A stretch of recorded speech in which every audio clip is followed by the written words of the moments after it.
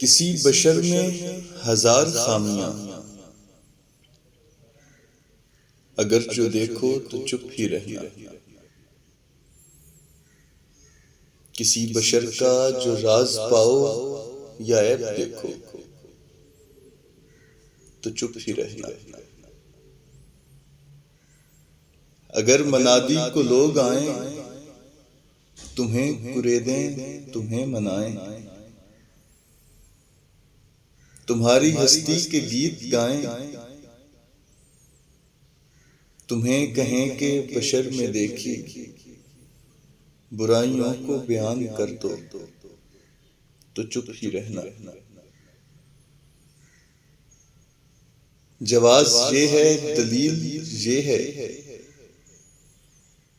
जवाज ये है, दलील ये है, ज़ईफ़ लम्हों की लर्ज़िशों को, हराम नातों की कुर्बतों को, हमारी सारी खबासतों को, हमारी सारी हमाकतों को। वो जानता है, वो देखता है, मगर वो चुप है। अगर वो चुप है तो मेरी मानो,